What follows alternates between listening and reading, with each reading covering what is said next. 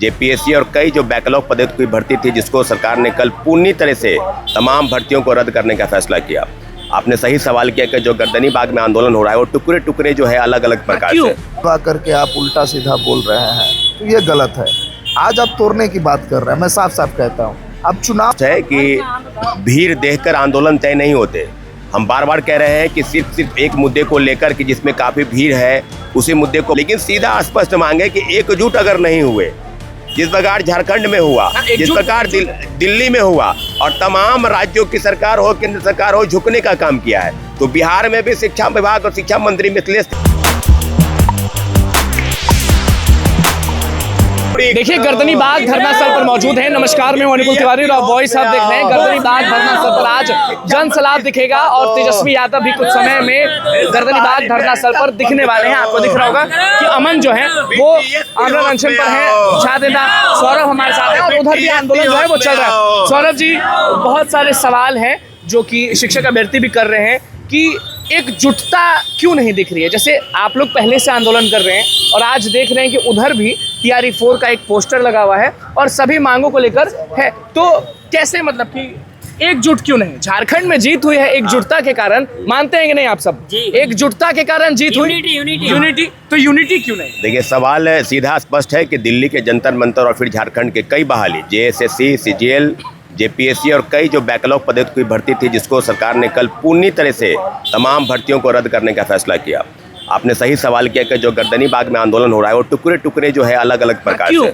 इसके पीछे वजह है कि कुछ लोग अपने निजी हित, निजी स्वार्थ की महत्वाकांक्षा को ऊपर रखते हैं, बाद बाकी बाहर में जाए छात्रों का हित। आपको सीधा सवाल है कि किन्हीं लोगों को चुनाव में जाना है, किन्हीं लोगों को उस एक मुद्दे पर रहना है जहाँ भीड़ एकत्र हो।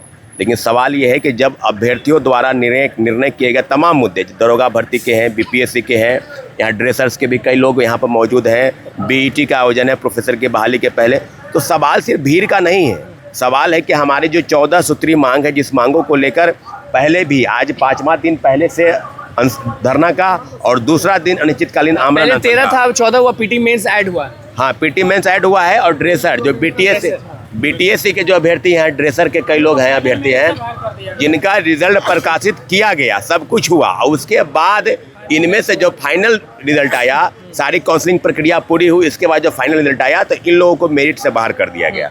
तो जो पूरे राज्य के तमाम एजेंसी है, BPSC, BTSC, BSSC, दरोगा भर्ती, CSBC, सिपाही भर्ती, तो तमाम जगहों पर जो व्यापक भ्रष्टाचार का जो खेल चल रहा है, उसी का नतीजा है कि आज गर्दनी बाग में धरने पर उसके बाद रूल तो यही होता आंदोलन का कि कोई व्यक्ति अगर शुरू किया, जैसे यहाँ पर आप जब नहीं थे तो 70वीं BPSC के लोग यहाँ बैठे हुए थे। हाँ। छात्र नेता सौरभ, छात्र नेता अमन, आप लोग ने ज्वाइन किया उनको उसी जगह पर। तो आज जब आप लोग इतने समय से यहाँ पर हैं, तो लोगों को जब ज्वाइन करना था, मतलब कि एकजुट जैसे ऐड ऑन होते जाते हैं लोग, तो उधर क्यों?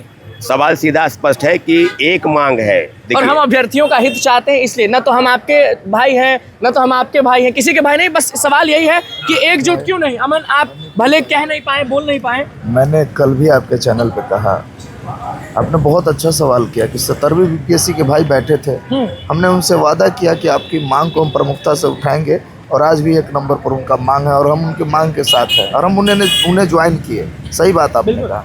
आज मैं आमरण अनशन पे बैठा हूँ। कल मैंने आपके चैनल से अपील की कि छात्र हितों के लिए सब एक हो जाए। मैंने बहुत बड़ी बड़ी बातें भी कही कि मैं आपको गले लगाने के लिए तैयार है, सब कुछ कहा, लेकिन कल लाइव आकर के आप उल्टा सीधा बोल रहे हैं, तो ये गलत है। आज आप तोड़ने की बात कर रहे हैं, मैं साफ साफ कहता हूँ।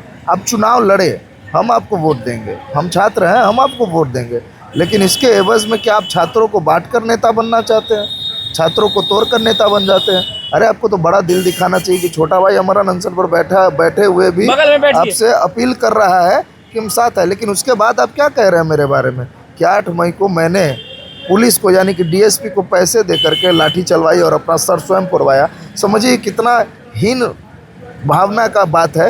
हंसी लगेगा। क्या आप DSP को पैसे दे सकते हैं कि मेरे ऊपर लाठी चलवा दीजिए?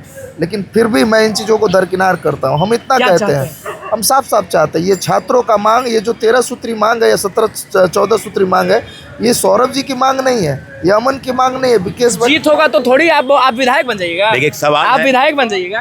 बिल्कुल नहीं। हाँ। मैं कह रहा हूँ, मेरा मानना सिर्फ है अगर आप साथ आ नहीं सकते हैं तो छात्रों को तोड़ने का और क्या बोलेंगे सारे अभ्यर्थियों को जो उधर भी हैं इधर भी हैं और सबकी मांग जो है वो एक है?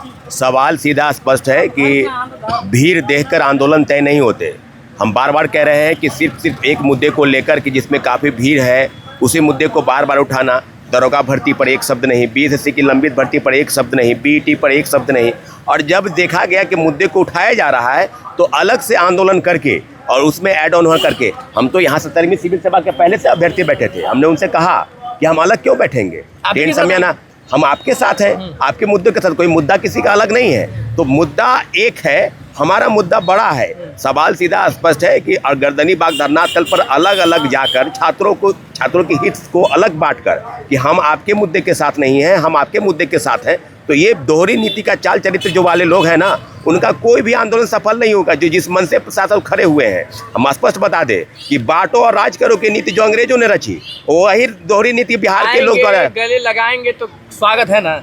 एक बात बता दें अनुकूल जी कि स्वागत उन लोगों का किया जाता है जिनके दिल में किसी प्रकार का छल और पंच नहीं हो।